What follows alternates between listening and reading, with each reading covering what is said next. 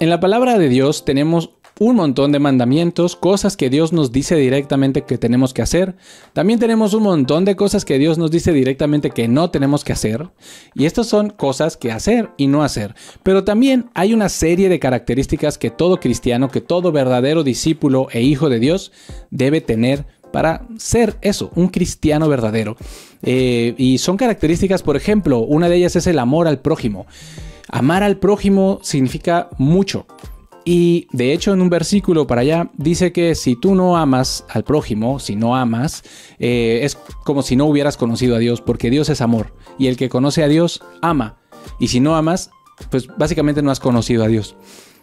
Y entre otras muchas características, pero hoy te quiero hablar de una muy específica y muy especial y sumamente importante, yo diría crítica.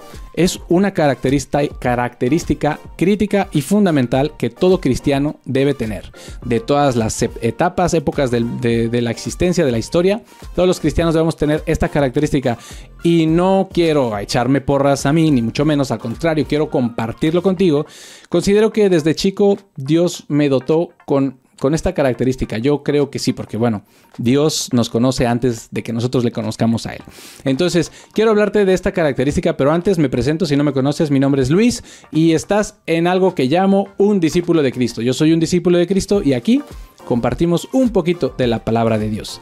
Y bueno, vamos a entrar a ello, pero antes de entrar a esta característica, porque además no es una característica cualquiera, es una característica la cual el escritor de Hechos, Lucas, la elogia a un grupo de personas por tener esta característica.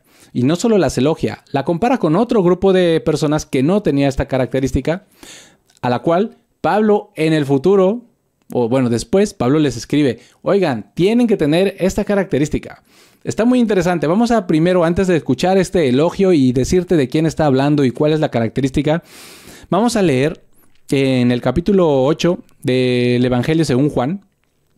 Vamos a leer el versículo 31 y 32.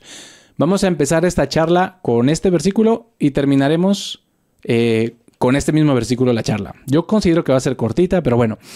En el versículo 31 del capítulo 8 del Evangelio según Juan dice: Entonces decía Jesús a los judíos que le habían creído: Si vosotros permanecéis en mi palabra, sois verdaderamente mis discípulos, y conoceréis la verdad, y la verdad os hará libres.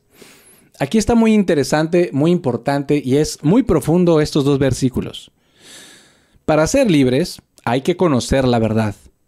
Para poder conocer la verdad, hay que ser verdaderamente discípulos de Cristo. Y para ser verdaderamente discípulos de Cristo, hay que permanecer en su palabra.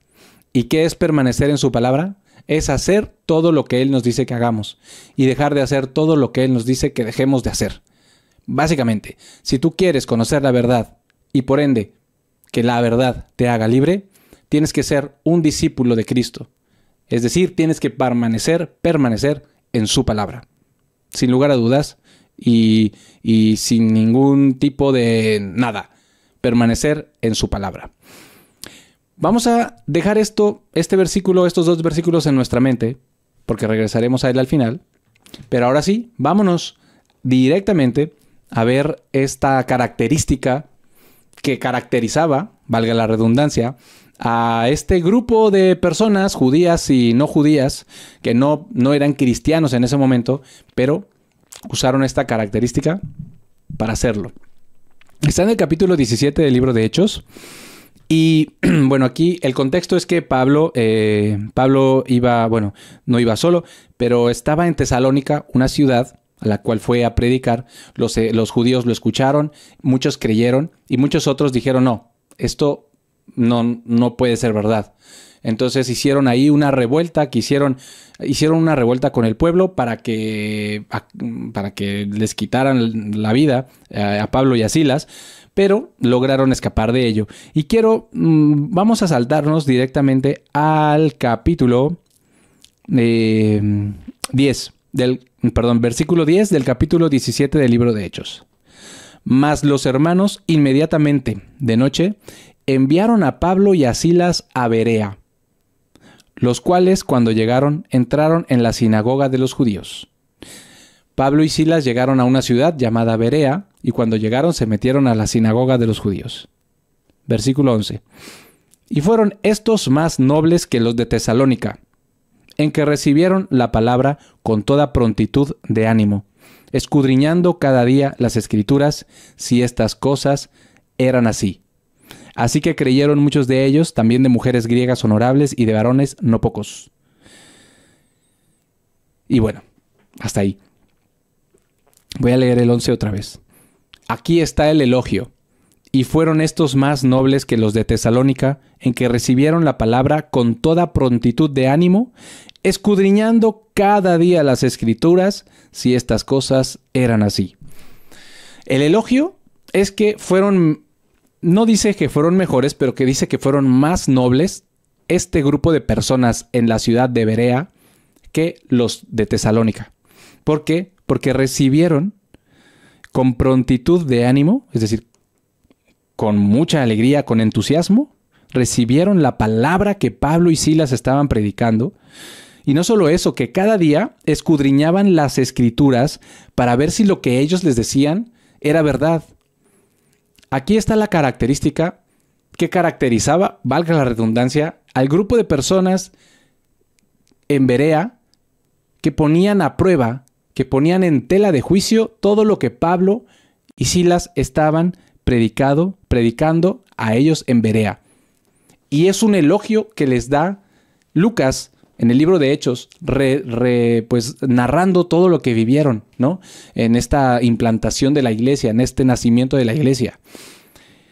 La característica es esa, poner todo en tela de juicio, poner todo en duda. Todo lo que te dicen con respecto al evangelio, tienes que ponerlo en duda, tienes que ponerlo a prueba, como dice más adelante, vamos a hablar de esto. Tienes que ponerlo a prueba a ver si es verdad lo que te están diciendo, porque la verdad te hará libre.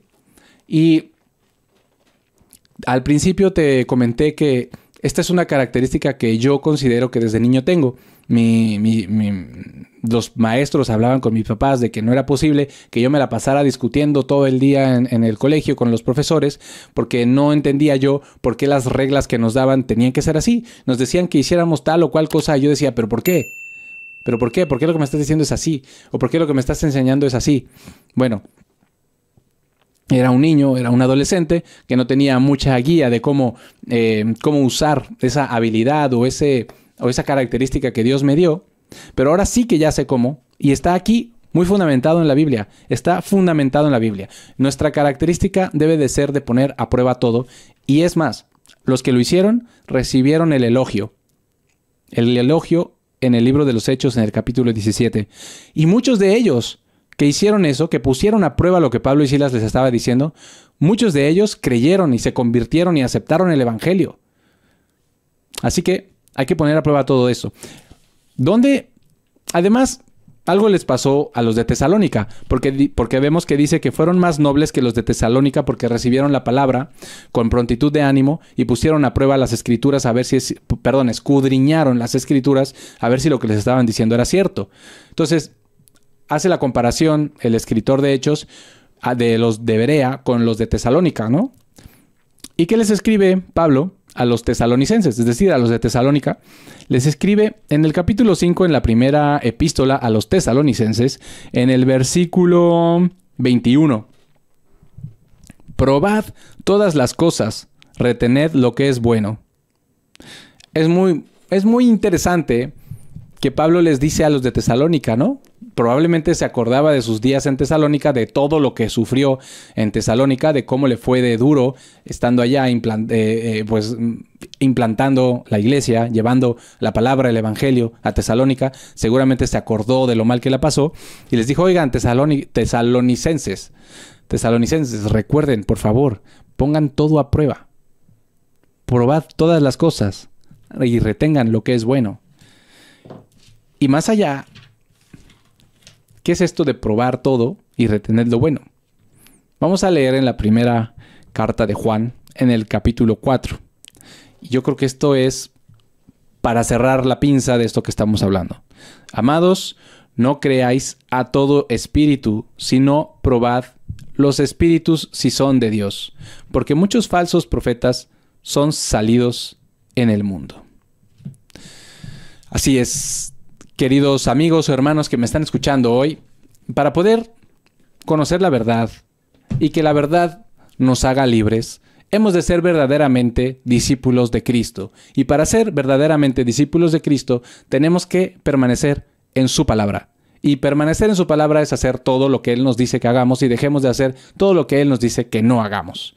Y una de las cosas que el Espíritu Santo nos dice que tenemos que hacer es probar los espíritus, es probar que todo lo que nos estén diciendo verdaderamente esté fundamentado en esto, en su palabra, en la palabra de Dios, porque si no, nos van a estar cuenteando y nos van a estar metiendo en una esclavitud, nos van a estar sometiendo a un yugo del cual no tiene ningún sentido bíblico y no vamos a saber por qué estamos haciendo lo que estamos haciendo. Yo quiero invitarte hoy a que te pongas a prueba tus creencias, tu religiosidad incluso, ¿por qué no? Porque eso es algo que yo he estado haciendo desde hace ya bastante tiempo.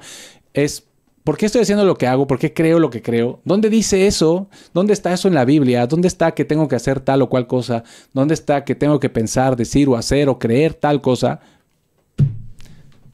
La verdad te hará libre.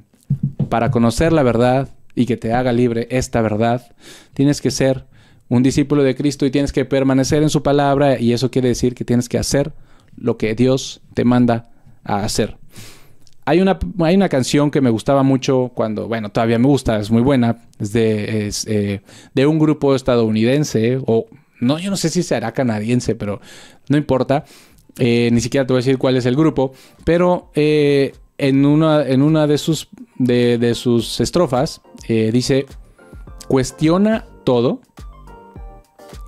o serás víctima del autoritarismo. Si no pones en duda todo lo que te dicen, serás víctima del autoritarismo. Y es un poco lo que te quiero compartir hoy. Poner en duda no significa que niegues todo o que te pongas de contreras y que digas no es cierto a todo. No, poner en duda significa: ¿será cierto eso que me están diciendo? Como lo que lo que hicieron los judíos y no judíos en Berea. ¿Será que esto que Pablo y Silas me están diciendo es cierto? Sí es cierto que estaba ya profetizado que iba a nacer un niño de una virgen. Sí es cierto que estaba profetizado que Dios iba a estar entre nosotros, aquí caminando entre nosotros. Es verdad que estaba escrito que Dios estará en nosotros en el futuro y que estará con nosotros hasta el fin del mundo. ¿Por qué Pablo y Silas están diciendo esas cosas? Pues vamos a escudriñar la palabra, vamos a buscar, vamos a meternos un clavado a la palabra de Dios, que es la pura verdad, y descubriremos la verdad. Así que hoy les invito a eso. Y a nada más. Gracias por escucharme, gracias por su tiempo y a ti, hermano, hermana, que me escuchas, pues que Dios te bendiga. Y amigo, ¿qué esperas? Hasta la próxima.